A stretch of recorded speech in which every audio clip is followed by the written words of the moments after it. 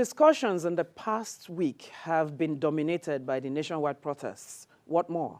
There are various issues the demonstrations generated through the period and beyond. Today we talk about the counter-protests, the violent aspect to the exercise, the various approaches by the security agents, and lots more. What cannot be disputed is the fact that majority of the key actors in all of this are Nigerian youth. On this note, we welcome you to this episode of the show, the Sunday show on Africa Independent Television, AIT. Lots more awaits you. I am Obi Ajuriwe-Rumo, and my anchor is here today, Marquin Joseph. Good morning. Happy Sunday. Happy Sunday to you. How has your week been? Beautiful. It's been stress-free. All right, we indeed appreciate your being there for us.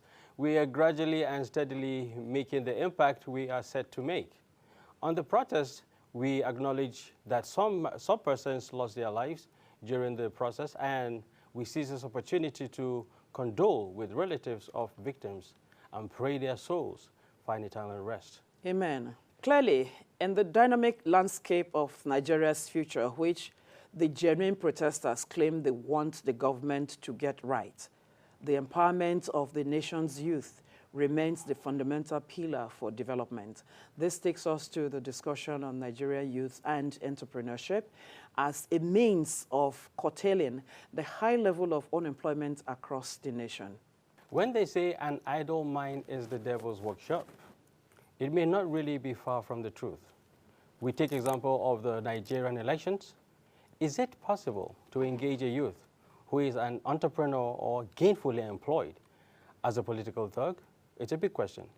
Take a look at the protests as well.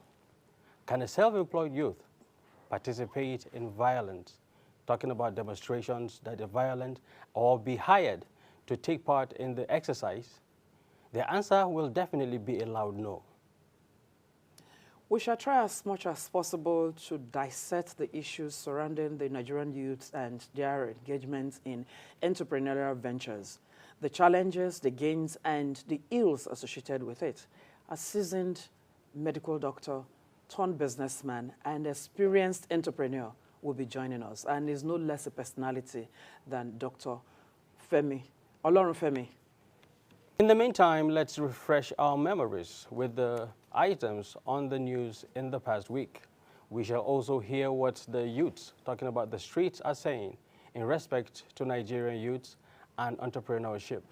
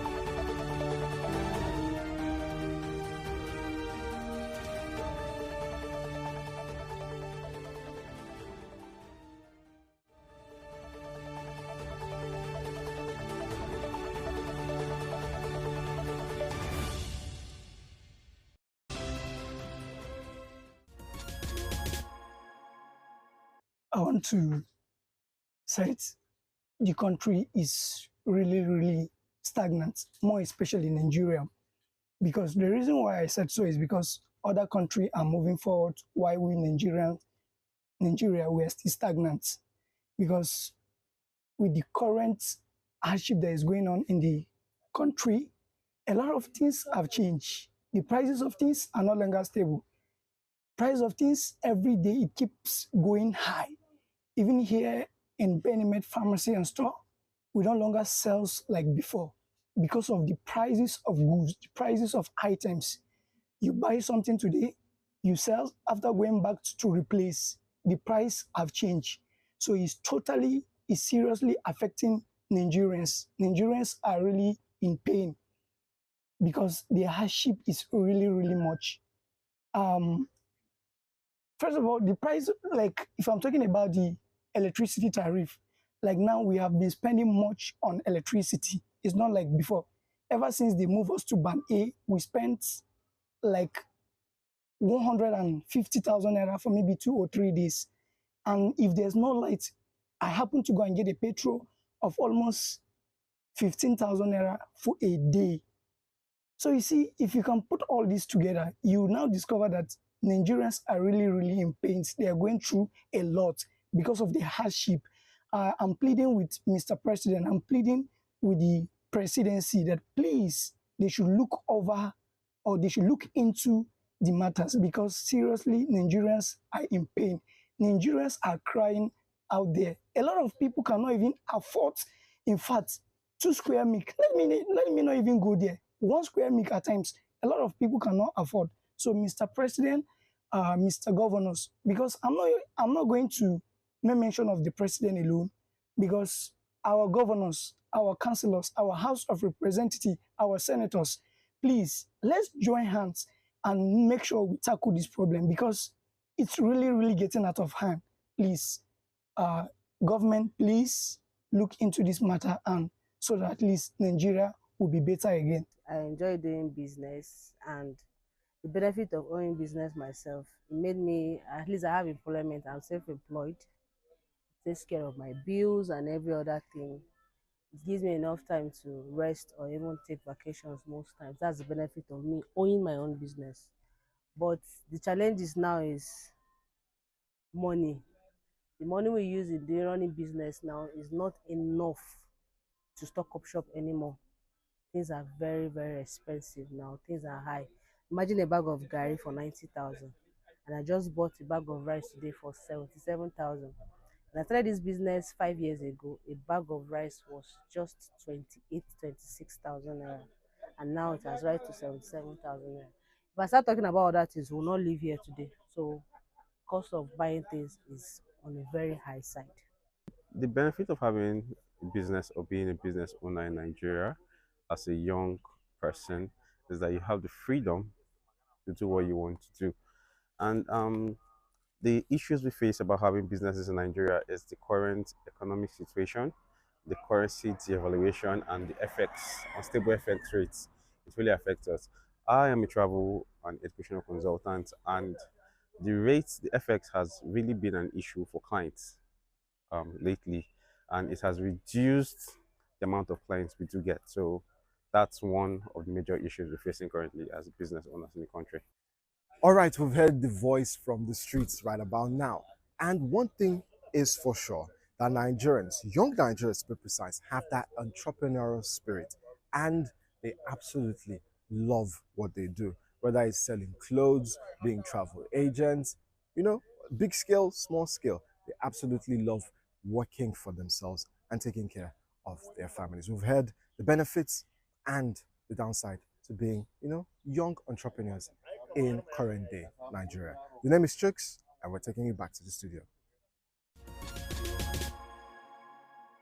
The lack of access to funding, poor infrastructure, corruption, and limited access to market share of the challenges faced by entrepreneurship in Nigeria. How about insecurity? It's still the Sunday show on Africa Independent Television, AIT, and today we have a seasoned medical doctor, businessman, and of course an experienced entrepreneur, Dr. Bunmi Olorunfemi. Good morning and welcome on the show. It is the Sunday show. Good morning, Doctor. Good morning. Thank you for having me. Yes, today we are looking at youth and entrepreneurship.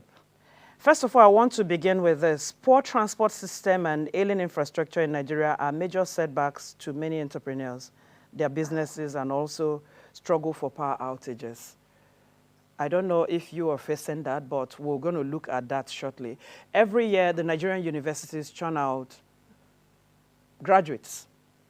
And of course, you saw what happened during the protest. I'm sure you saw some of the visuals. If these young people are gainfully employed or engaged, will they come out to the streets and do some of those destructions that took place during the protest? How can we engage the youth of Nigeria meaningfully? Over to you, Doctor. Thank you for having me once again. Good morning, Nigerians. Yes, it's quite unfortunate, really, the situation we find ourselves with our youth on the streets. Those and loads of them unemployed, and not for lack of effort, but practically because the jobs are not there. But it has to be said that it's not everybody that will get a white collar job. There are always different opportunities across the world. There are opportunities in agriculture, construction, different sectors.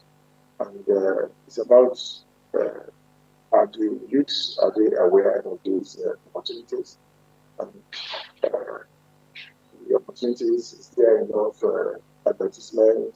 Is there enough national awareness being created for the youths to be aware, for them to have equal chances of securing these opportunities, and the skills as well needed to obtake these opportunities in different areas of endeavors like construction, building, agriculture, and the skill sets.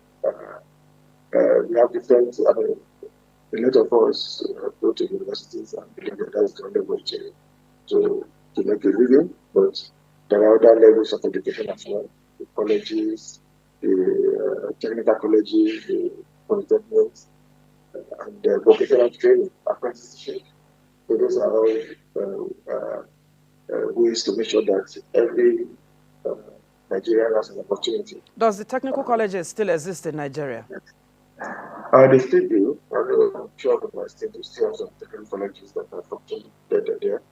So they go different training opportunities there. Their graduates can perform in different areas of vocational training. So yes, people need to be aware that those opportunities are there, and they acquire those skills for them to be gainfully employed. And there are many ways that leads to the market, not just one way. So you can be a bricklayer and still make a good living. You can be an electrician and still make a good living. You can be a farmer and doing agriculture. There are different aspects of agriculture which hopefully we'll be talking about. But so there are the opportunities are there for you to make a decent living and something out of your life. That brings me to asking you, how did you get into food processing? I know you as a medical doctor and a very experienced one at that. Tell Nigerians how you navigated, and you're still practicing the medicine, and you have a food processing factory here in Nigeria. How do you battle power outages? Yes. Thank you very much. As a little boy, my parents are farmers. Grew up in the village up to when I was 10 years old before I left for the city. And every year I would return home to visit the village, to farm with my parents. My dad is late, but my mom is still alive. So I followed my dad to the farm, so I kind of trained. I'm aware of them, So my mom also was involved in agriculture where she was providing funds for farmers in our local cooperative way. She provided money for farmers. And at the end of the harvest, they pay her back with their goods. For example, a rice farmer will give us we come and borrow money that I want to farm rice and then borrow money from them. And then they have an agreement that when the harvest is ripe, and then we pay with rice to her, and then she will process it. So she does that to different kind of farmers. So in a way, I'm kind of exposed to the agricultural community. That is how I grew up before I went to become a doctor. So I'm still quite connected to the farming aspect. Yes. So for how long have you been into this processing, food processing in Nigeria? And what are some of the products in the lineup of your business? Officially, we got involved about 5 years ago now. And it was not really, that was not the original intention.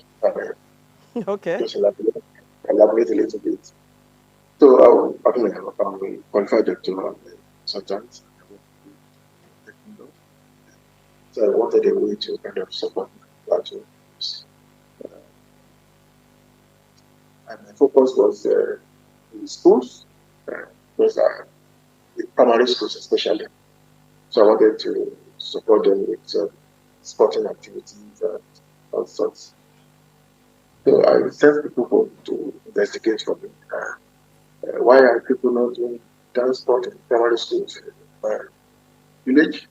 And they told me that the parents could not afford the sport wears. So I kind of, okay, well, how come they can't afford it? I know they are very hardworking. They are farmers. They follow farming community. Everybody has a farm. They are working. So how come they can't afford the sport wears and send to the school? But there's something was there. So we started debating. Well, I supported them for the entire sport. To the grace of God, was supporting about 4 primary schools now with the house sports yearly at least. Which have been going successfully. That's so huge. I said that's huge. Yes, well, it's out of His grace. God has been helping us. So that's the other arm of it. There's the POF Foundation. That was how we started. And then we started at the blessing business workshop. Because one thing that became obvious was that people were not really looking into agriculture as a business. The local farmers, they farm for food primarily, and then whatever is left, they sell a little bit of it. So they know the original intention was not really to business. So we said, okay, how do we promote agriculture as a business? And this will also affect our youth so that they can become more interested. Because the average youth in the village, they look down on agriculture as a poor man's work. Cutlass and home, very laborious, time consuming, poor. They've seen their parents as poor farmers, that's what they call them. So they don't want to go into that because your parents are peasant farmers. They send you to university to study. So returning back to the farm is not something that is favorably looked on. So we now set up to we started organizing business workshops where we expose the different types of agriculture and different kind of people involved in agriculture. And that is not just about growing crops. We have the production stage, the marketing, advertisement.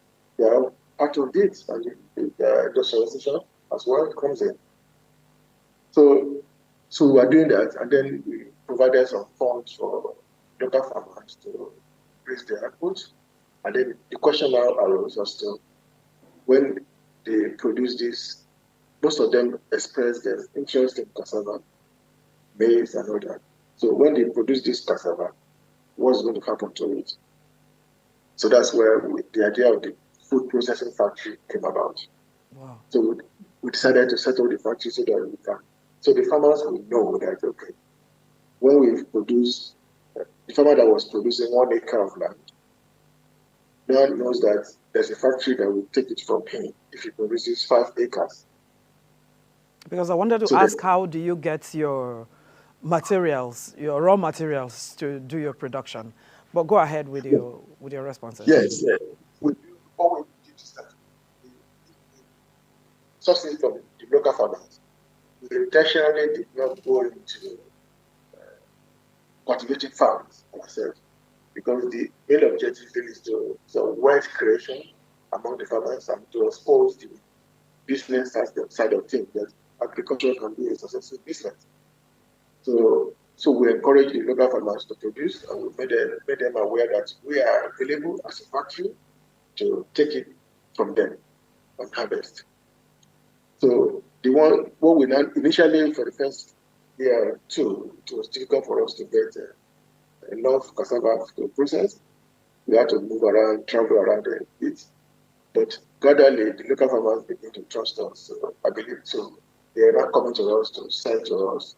And then I believe some of them have increased their acreage or what they cultivate. So they now have enough. I mean, as of last week, a single farmer came to sell about 500,000 worth of cassava to us. Single farmer. So in the village there. A young person. Yeah, yes. So how can we, looking at what you do, how you started, and where you are today, how can we encourage more young people to come into farming or going back to the land? How can we do that? In which way can the government also help you, the private sector, to better our tomorrow? Yes, thank you very much for the question. I think the narrative needs to change from just agricultural farming to agribusiness. I will tell you, for example, now, in my factory, we have factory manager as an MBA. Whoa. Yes, the quality control officer has a degree, postgraduate degree in food processing. One of the production managers also has a master's degree in agriculture.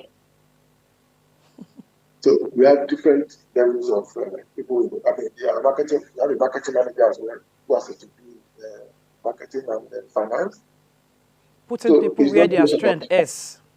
Absolutely. So there are different sectors in the business chain. People can get involved. So we have transporters that we hire when we need to transport goods. We have drivers that we employ. So, and then we also have young people, okay, they are primarily because in the rural community, people they are all trained farmers, to be honest. Specific, they are all trained farmers, they know it. Just that, so they can get involved anytime they want, if they can see that there's prospect in it. So, but these ones that go to school to study finance, to study marketing, they can still have a role to play in the agribusiness chain. So, the ones that want to go to farm, we encourage them, we give loans to them, grants rather, interest-free grants for them to cultivate to manage their farms. Like seriously? And the harvest, they come and sell to us. We pay them at market rate. We tell them that whatever the market rate is at the time of your harvest, we pay it to you, and we do that. And even when the costs have gone up, astronomically now, we still pay them the market rate. We make sure they get the market rate. So everybody is happy. And so our unit is slowly things to change.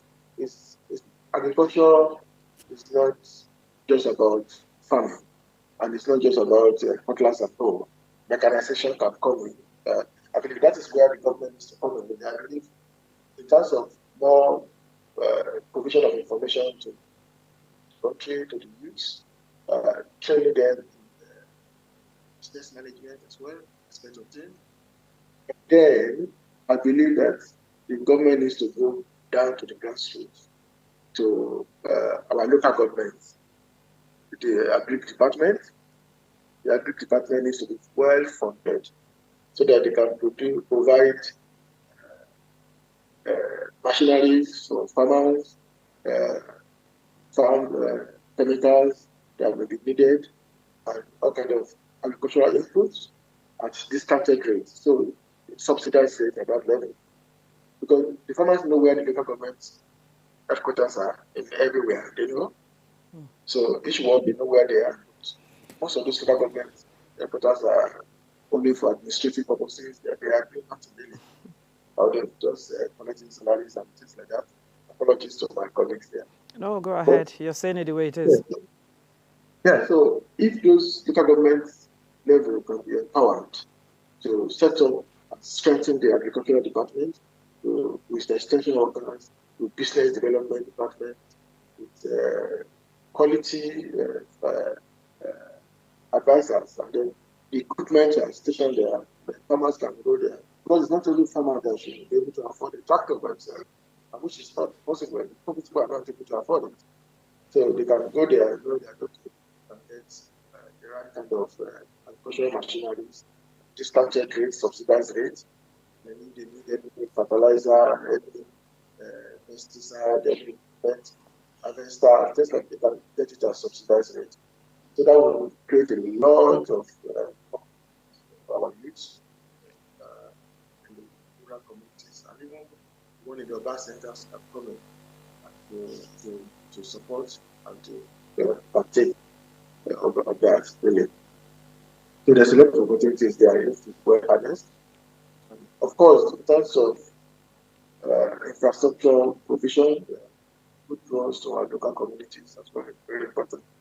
And then should the fact is electricity, well, which are all very important. So for us as a food processor, we need.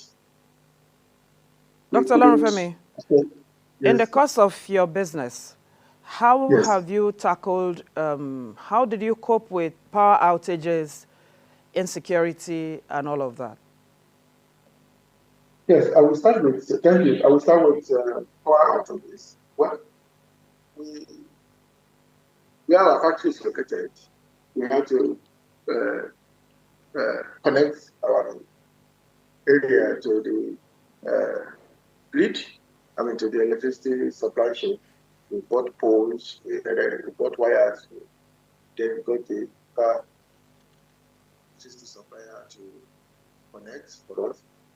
But there's no power in it. So we've not really enjoyed it at all. It's not all the money we spend to connect ourselves to the electricity supply. So we mostly depend on the diesel and petrol, which has gone up astronomically. But if you, last year we were buying diesel for about 600 naira per liter. Now it's about 1,006. So it's quite a lot of money in the villages to buy. Petrol has gone up as well. So, and that takes a lot of our cost, in addition to the increasing cost of raw materials.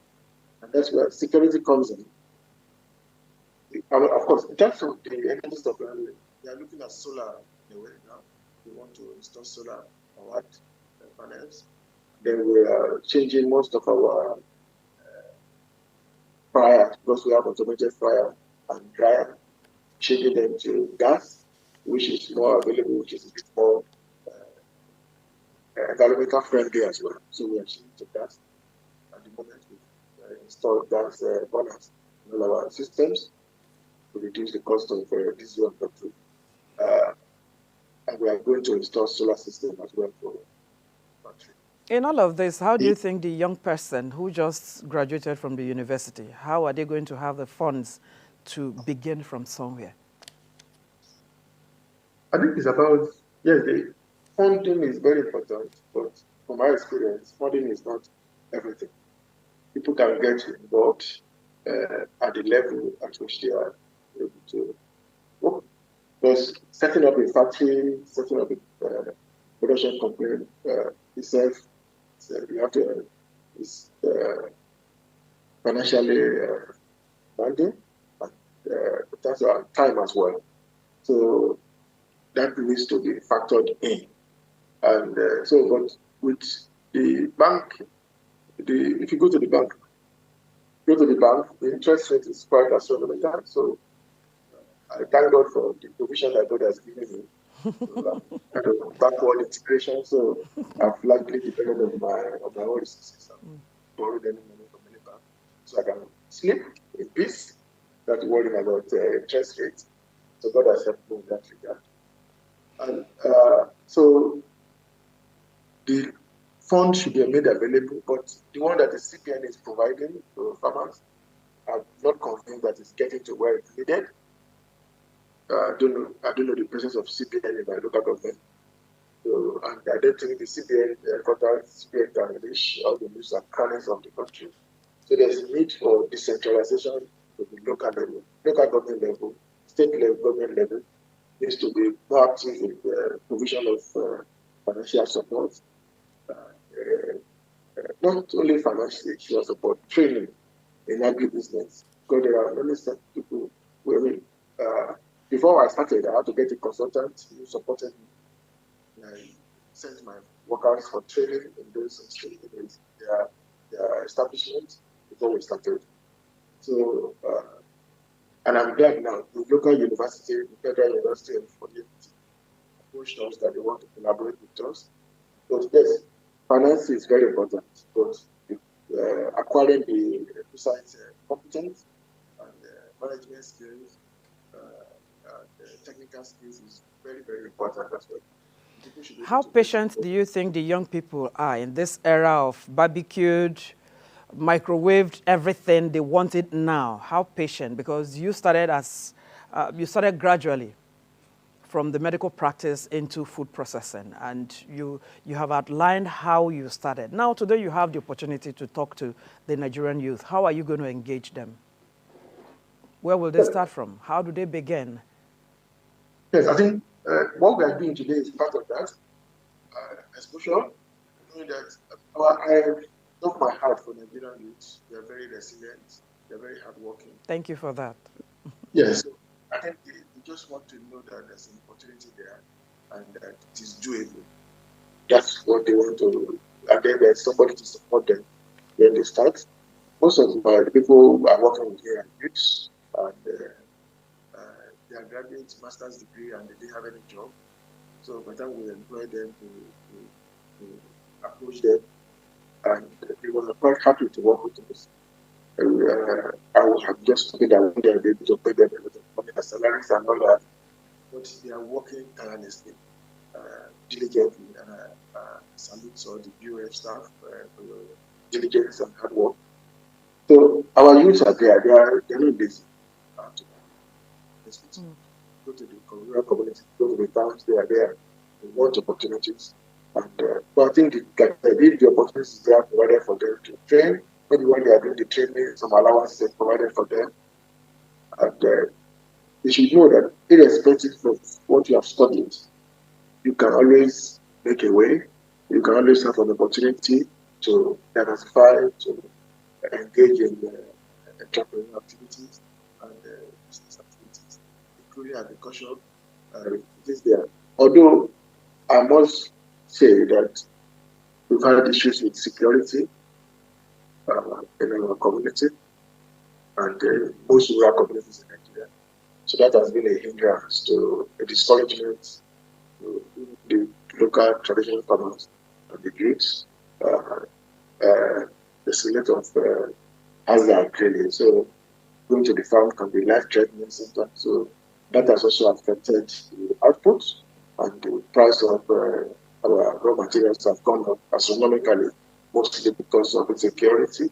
Actually, from 40,000 per ton of cassava, now we are paying almost 150,000 naira per ton.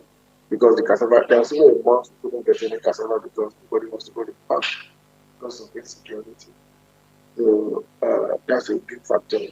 Young people don't want to go and risk their life in the farm, or anyone to go and machete them or do them.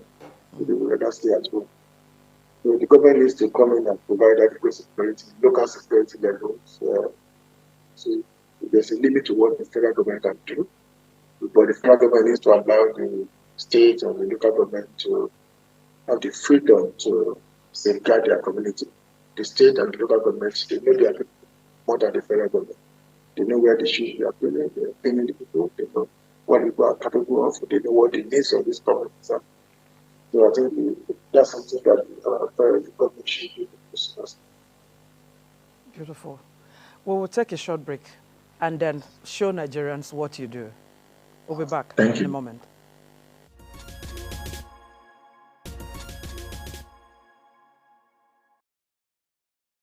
Grab your seats and join us on the most fascinating 60-minute infotainment journey, showing on your favorite TV channel, Africa Independent Television, AIT. Analysis on topical national issues, news, sports, and entertainment are on the menu. It's a show you do not want to miss. It is The Sunday Show.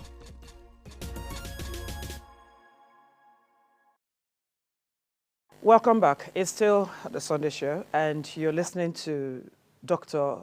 Bunmi Olorunfemi, and he's letting it out on how he, from medical doctor and still practicing, into food processing and all of that. You talked about security and cost of production and how the young people can be taken back to the land.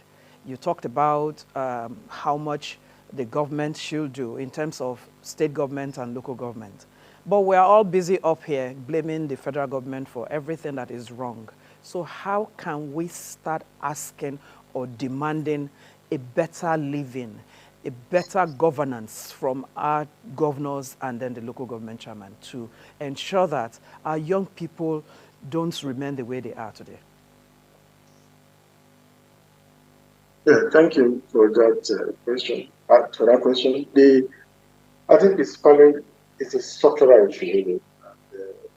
For example, one of the major issues now affecting our communities is security. And you and I know that the federal government has a responsibility for security. The police is federal police. It's federal army. So, even in our own local area, they employ guards. They cannot carry weapons. They cannot do anything. So, the state government and the rural and the local government are quite powerless when it comes to security. In a way, although there are some things they can do, yes, but people have been clamoring for state police. I think I'm in full support of state police. Devolution of power to a level with adequate safeguard in place. The state governors, state police service commission have been established. State governors can make their input just to make sure that the police are independent of executive control and command, but the police are independent. And so people are afraid of abuse, but in the same situation that we apply to the federal government. But it's very obvious that the policing system is not working. The insecurity is rife. Nobody can go to their farm safely. But like I said, my local chief king was ordered by a suspected killer recently. So it's quite sad, really. People are afraid to go to the farm. So basically, the need for structural change in terms of the devolution of responsibilities.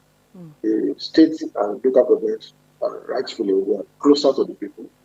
They know the needs of the local communities. They know the needs of kindness. There's no how much of village does the federal government use. They don't know anywhere. Yeah. But the local government, they've been in contact with us. The state government, they know where we are. But the federal government, they don't know where we are. So the federal government needs to allow the state and local government to perform some of the lot of the responsibilities. And that can only happen by legislation, by amendment of our laws to allow that. So, and then even the funding, the federal government says they are funding agriculture. And they know the farmers. We are the farmers. Most of the people that are getting loans are civil servants, federal civil servants, and their cronies who know people who have connections. The real farmers in the community don't even know that the federal government is giving anything. They don't know. So there's a need to structural change. As it is now, running down money I mean, that's why you can see the trillions of naira that the federal government says they are spending on education. They not see any impact because that's the way it's going to be. It's monitored on the trend really, because it's not going to get to the real people that they need to devolve the power to the state and the government to allow them to function. Thank because you. they are closing the people. Thank you, Dr. Olorunfemi. The government needs to devolve power. Thank you so much for being our guest today. That is where we leave it at this point. Thank you for being our guest. Thank you very much. Do have a beautiful week ahead. Thank you. God bless.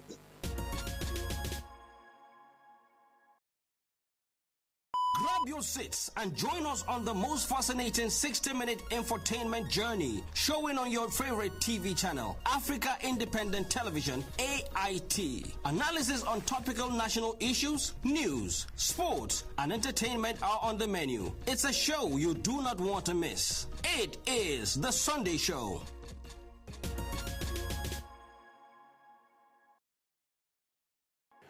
Well, that was quite an insightful session with our renowned and astute businessman. I am sure we have been able to open new chapters and perspectives to entrepreneurship in Nigeria. Despite the underlying and persistent challenges, just take a step of faith today and don't be bothered by the routine challenges that come with the process, because they say it's always very difficult, but then stay focused and you'll definitely get to the top. Entertainment will definitely be coming up next.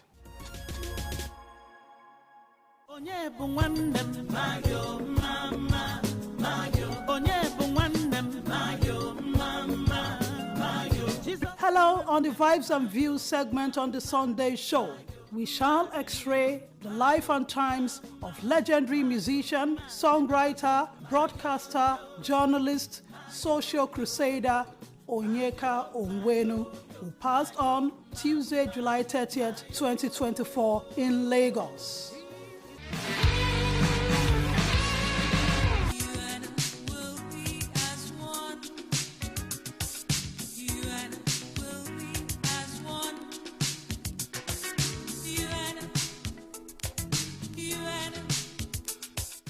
Her music and performances bring nostalgia to the older generation and inspiration for younger ones. The legendary Onyeka Onwenu, born in Obosi, Anambra State, has now passed on, and for many, it is the end of an era. The iconic musician was fondly called the Elegant Stallion, as she radiated both feminine energy and an unmistakable boldness.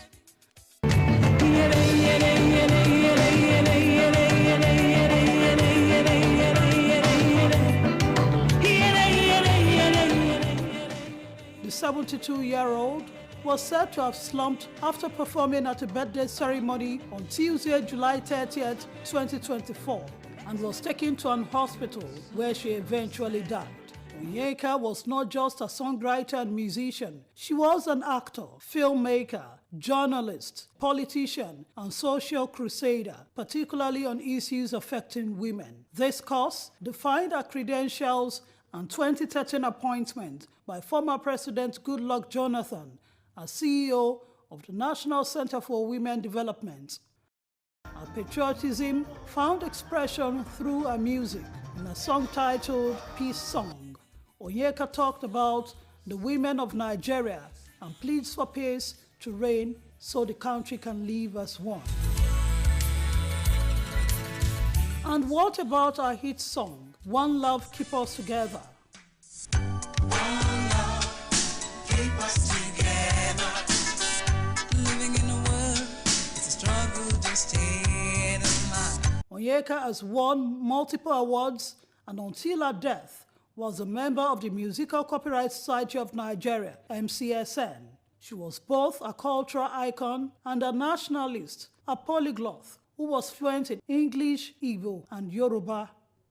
Before her death, she had been passionately advocating for peace in the Southeast. My name is Adamazi Onyeka Onwenu. I'm from Arondizogo in Imo State. My state used to be one of the most peaceful, joyous, happy, hospitable places you could visit in the country. But that's no longer so. Now our streets are filled with blood. Our communities, our farmlands are decimated. Our youths are leaving. It is also significant that Onyeka Owenu, who hailed from Aron Dizogu in Idiato North local government area of Imo State, died just after doing what she loved the most, music.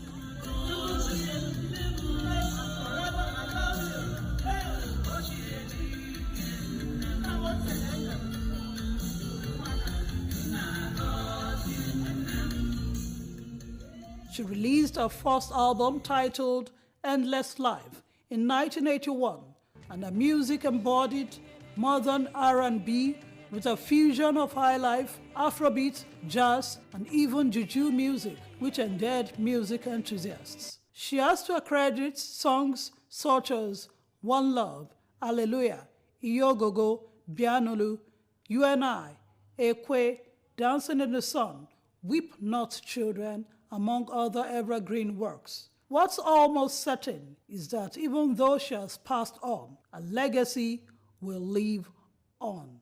Well, indeed, a life well spent. It's a wrap on the Vibes and Views segment on the Sunday show.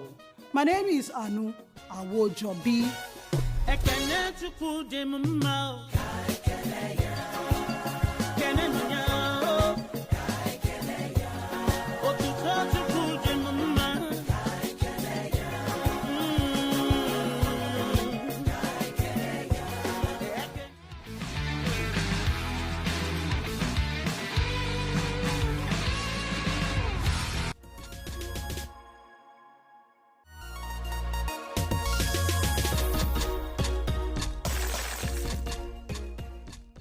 It is easier for a camel to go through the eye of a needle than a man or a woman denied of opportunity of leading his people to get justice in our court today. That is why, with profound respect to politicians gathered here, election in Nigeria has assumed the do or die affairs. Just go and win. I think the kind of electoral judgment from our court, which in most cases are devoid of justice, has made many people to lose hope in the potential of good and purpose of justice and democracy in Nigeria. Any justice that does not produce proportional fairness and quality justice to the vast majority of the people in the society cannot be described as justice.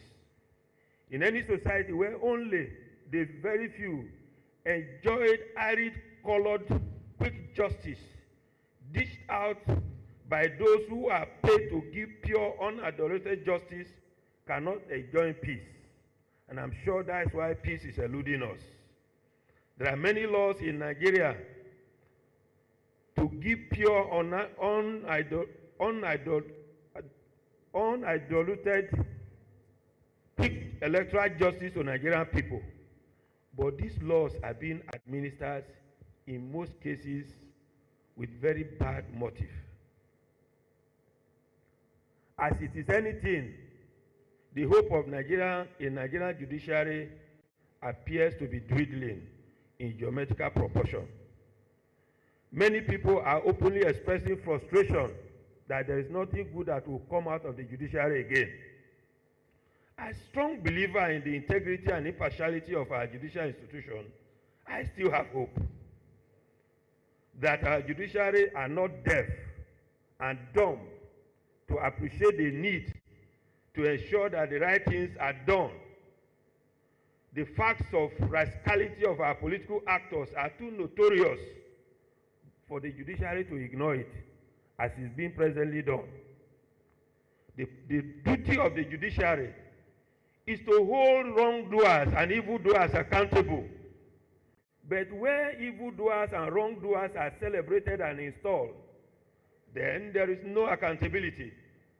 And that is why, with profound respect to my national chairman, and the leaders that are here, Nigerian politicians are far too removed from the people. And that is the reason the judiciary was given responsibility to hold you accountable. But unfortunately, it appears that if you can't beat them, you must join them. Should we join them in the legal profession? I do not think so. I ask questions. Are Nigerian politicians actually ready for democracy? They are not. Because Nigerian politicians are not interested in democratic principle. They are interested, and I have said, and let me say it here without any fear of contradiction, that there is no difference between all the Nigerian political parties. The only difference is in opportunity. Once upon a time was a political party called APC outside of power, and PDP was a bad political party. They sang songs of their purity and piousness, how they would do what they needed to do in less than 6 months. Nigeria will be a rado, everything will be fine. Then the opportunity came. Now we are making excuses. And there is virtually no one, except very few, and with profound respect and apologies to the national chairman of APC, that has never been a PDP. And so when I see Nigerian leaders passing bulk that it is the past government, I do not see any reason why you should say so. Because there is nobody in the present government that has never been part and parcel of the government that put us in this problem. They all are there, either in the Senate or in the House of Representatives. So my submission to us therefore this morning is that for politicians in Nigeria to be held accountable, Nigerian judicial officers and legal practitioners must avoid mingling with politicians.